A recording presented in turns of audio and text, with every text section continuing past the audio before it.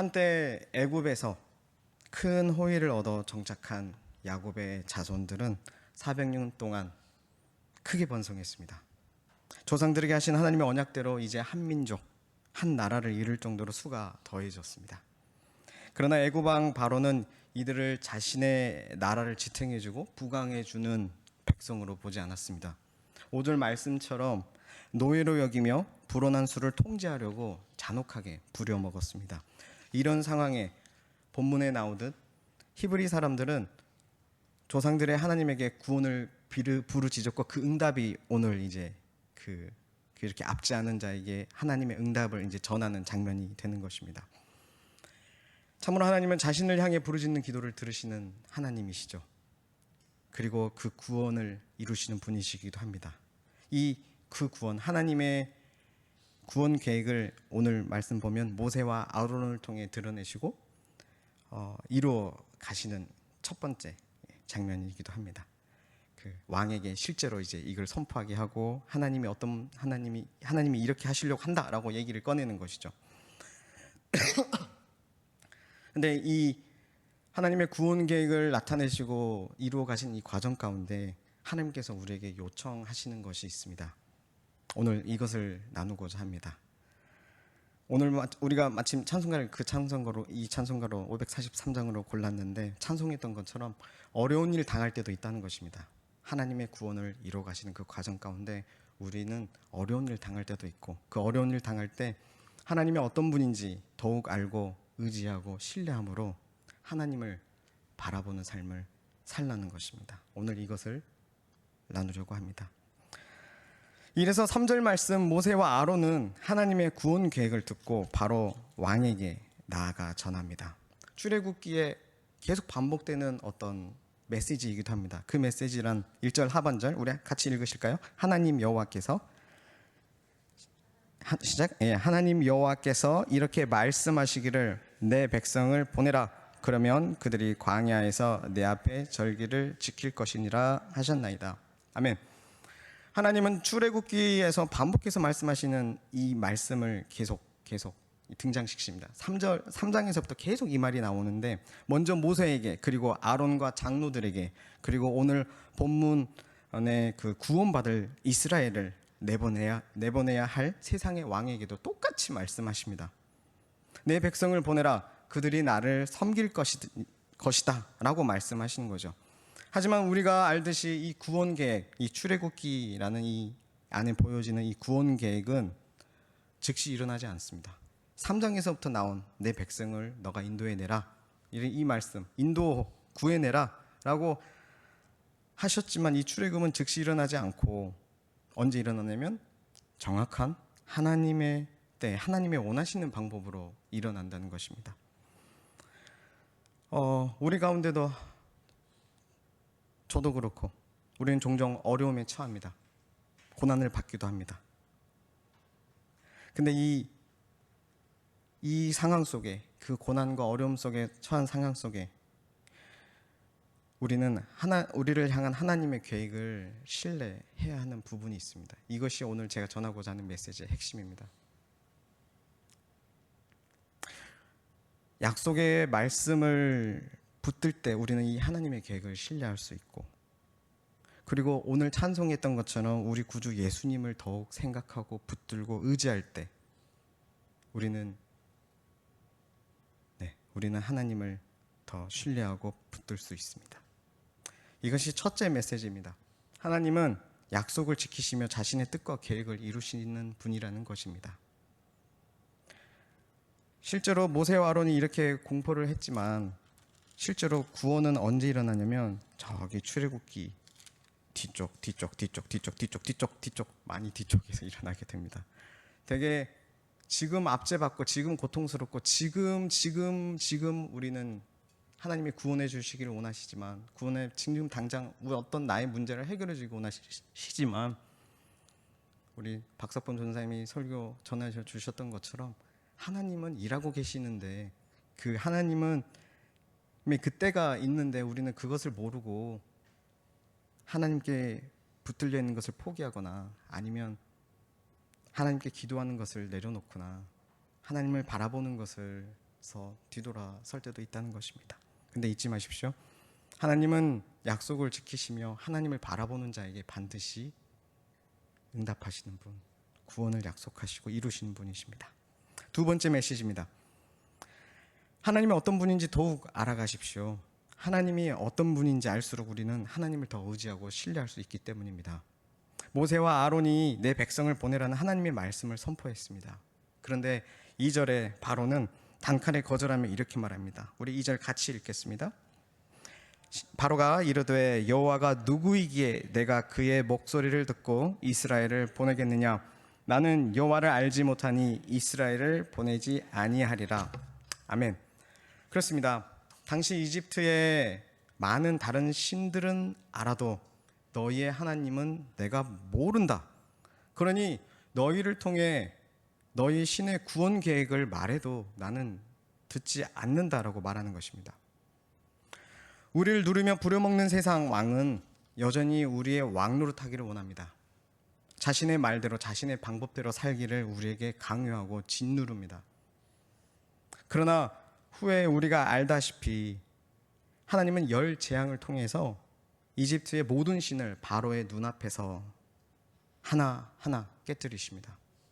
그리고 이스라엘에게는 자신이 어떤 하나님인지 똑똑히 알려주십니다. 출애굽 이후에 어떤 하나님, 그 안 하나님을 계속 따라오고 인도함을 따를 수 있도록 말이죠. 정말 우리 하나님은 이 열재앙을 통해서도 경험하는 것은 정말 하나님은 능력이 엄청나시고 예배 받으시기에 합당한 그런 우리가 섬기기에 합당한 분이라는 것이죠. 정말 어떤 거짓 신에 비할 수 없는 우리의 고통과 아픔을 다 통감하시고 이 고통과 압제로부터 구원하시는 정말 찬양받기 합당하신 하나님 되신다는 것입니다. 그리고 하나님은 하나님의 영광을 위해 하나님으로 바라보며 예배하는 자들을 불러 모으시기 위해 자신이 어떤지 계속 알려주시고 계시하십니다. 그러니 우리는 하나님께서 계시하신 이 말씀을 통해서 하나님이 어떤 분인지 더욱 알아가는 것이 정말 마땅합니다. 세 번째 대지입니다. 고난 가운데서도 구원을 이루시는 하나님을 바라고 기다리며 계속 전하라는 것입니다. 이를 위해서 우리 화요일 박성신 목사님께서 전하신 것처럼 말씀을 읽어야 합니다. 하나님이 어떤 하나님인지 이 말씀 속에 있습니다. 하나님이 어떤 분인지 알아야 우리가 바라고 계속 의지할 수 있는 것입니다. 하나님이 어떤 분인지 모르는데 어떻게 제가 신뢰하고 어떻게 우리가 기다리고 어떻게 우리가 의지할 수 있겠습니까? 하나님이 어떤 분인지 알수록 우리는 정말 하나님을 의지하고 신뢰할 수 있고 이로 인함이 바로 우리의 예배로 이어지는 것입니다. 하나님을 모르는데 우리가 어떻게 예배를 할 수 있죠? 하나님이 어떤 분인지 안 만큼 우리가 그 하나님을 인정하고 높이는 것이 예배인데 하나님을 모르면서 어떻게 예배할 수 있다고 말할 수 있겠습니까? 또한 수요일 박석번 전도사님 전해주신 것처럼 기도의 자리도 지켜야 합니다. 계속 율법적인 것을 제가 얘기하는 것 같지만 아닙니다. 이거는 하나님께서 우리를 위해 우리를 일하는 방식이시기도 하시고 우리와 함께하는 방식이기도 하기 때문에 우리는 기도의 자리를 지켜야 합니다. 믿음을 주시는 하나님이 함께 하시는 것을 우리는 기도할 때마다 발견하게 됩니다. 그리고 오늘 금요일 복음전도학교처럼 복음을 다시 듣고 다시 새기는 그런 은혜의 자리를 놓치지 마십시오. 복음은 고난 가운데서도 구원을 이루시는 하나님을 바라며 예배할 수 있게 합니다. 그러나 정작 현실은 교회가는 우리를 바라보는 그 세상의 그 시선은 곱지 않습니다. 2절 바로의 반응에 모세와 아론은 3절처럼 좀 소극적이게 됩니다. 3절에 보면 이렇게 얘기합니다. 하나님이 우리를 치실까 두려우니 우리가 가는 것을 좀 허락해 주십시오 라고 합니다. 1절에서는 그러지 않았거든요. 1절에서는 하나님이 이렇게 말씀하셨다라고 전합니다. 뭐라고? 내 백성을 보내라라고 하나님이 말씀하셨다라고 했는데 3절에서는 허락해 주십시오. 우리 하나님이 우리를 치실까 두렵습니다 라고 전하죠. 오늘 남은 이 3절 반응 이후로 이제 그 바로가 어떤 반응을 보이는지 보이는데 남은 4에서 9절을 보면 9절 보면 바로가 그런 하나님을 예배해서 우리를 불렀다, 우리는 나가야 한다라고 하는 그들을 악하게 보는 걸 볼 수 있습니다. 나쁘게 봅니다. 9절 말씀 같이 읽을까요? 9절 말씀. 그 사람들의 노동을 무겁게 함으로 수고롭게 하여 그들로 거짓말을 듣지 않게 하라. 아멘. 세상은요, 오히려 우리가 거짓에 속아 넘어가서 일을 안 하려고 하는 것으로 생각합니다. 직장 다니시는 분들, 또 이런 경험을 경험하신 분들이 있을 것 같습니다. 교회에서 어떤 행사가 있고 혹은 주일 예배가 있는데 주일에 출근하라는 직장 상사의 명령, 혹은 오늘 갑자기 회식을 하자고 했는데 오늘 교회에서 1:1 양육을 받기로 했단 말이죠. 이때 고민하는 우리의 눈빛 세상은 보고 있습니다. 그리고 또 고민해서 원래 약속이 있었습니다라고 하는 우리, 근데 그 약속이 그게 뭔지를 그들이 알았을 때 우리에게 어리석게 생각하는 것이죠. 이런 술자리, 회식자리를 통해서 승진의 기회가 있을지도 모르는데, 혹은 너에게 더 유리한 자리고 너에게 좋은 자리인데 라고 세상은 여러분에게 말할지도 모르겠습니다. 세상은 근데 반대로 세상은 진짜 얘네들은 왜 거짓에 속고 있지? 교회에 가려고 하는 우리에게, 하나님을 아는 자리, 하나님을 예배하는 자리에 나아가려는 우리에게 세상은 우리가 속고 있다고 생각하는 것입니다. 무엇보다 세상은 자신의 문화, 자신의 삶의 방식과 다르게 사는 우리를 못마땅해 합니다. 그렇습니다. 악한 세상에서 하나님께 순종한 결과로 역경이 오기도 합니다. 예수 그리스도를 따르는데 고통과 고난이 있기도 합니다. 분명히 예수님은 이 고난에 대해서, 예수를 따름으로 인해서 오는 고난에 대해서 거짓말하지 않으셨습니다. 분명 세상이 너희를 대적하고 너희를 미워하고 그런 일이 있다고 분명 말씀하셨습니다. 그러나 반대로 이 세상은 야, 너 회식 자리에 오고 야, 너 이거 이렇게 저렇게 하면 너에게 유리하고 성공의 기회가 있어, 그렇게 이야기를 하고 너가 갖고 싶은 거 가져, 열심히 일했으니까 그걸 누려라고 속삭이면서 오히려 그 후에 돌아올 고통과 우리가 선택한 결과에 대해서 거짓말을 하죠. 별일 없을 거야 하면서 말이죠. 근데 한편으로는 이 예수 그리스도를 따름으로 이 고난에 참여한다는 것, 이게 기쁨까지 이룰 수 있다는 것을 우리 박성신 목사님이 화요일날 말씀해 주셨죠. 근데 우리 스스로도 봤을 때 어떤 때는 세상의 지혜와 방법이 나이스해 보이는데 어떻게 이 그리스도의 고난에 동참할 수 있을까요? 어떻게 거기까지 우리가 고난에 있으면서도 기뻐할 수 있을 것인가? 출애굽기 3장 12절 하나님께서 말씀하십니다. 하나님이 이르시되 내가 반드시 너와 함께 있으리라. 네가 그 백성을 애굽에서 인도하여 낸 후에 너희가 이 산에서 하나님을 섬기리니 이것이 내가 너를 보낸 증거니라. 아멘. 하나님이 세상 속에서 사는 우리와 함께 하십니다. 모세와 아론은 지금 첫 번째 고난을 맞닥뜨렸습니다.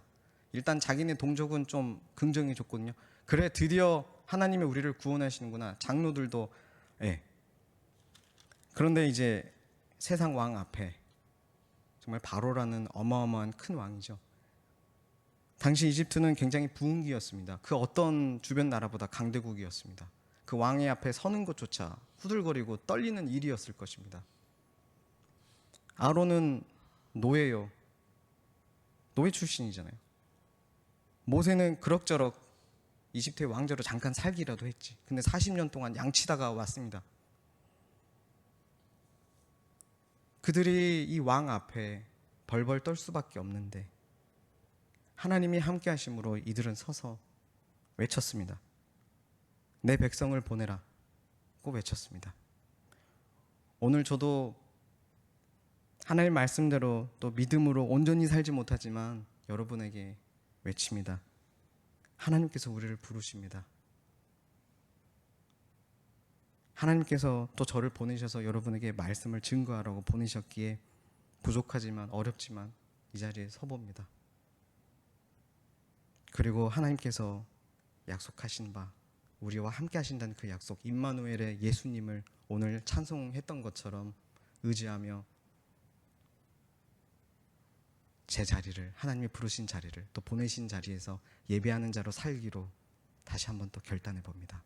오늘 그런 결단과 그런 마음이 우리 안에서 또 이 시간에 또 기도로 이어지는 이 시간에 하나님께 그렇게 올려드리기 원합니다. 하나님, 우리를 도와주십시오. 하나님, 믿음 없지만 하나님 말씀하신 대로 살고 싶습니다. 하나님, 하나님이 어떤 분인지 더 가르쳐 주십시오.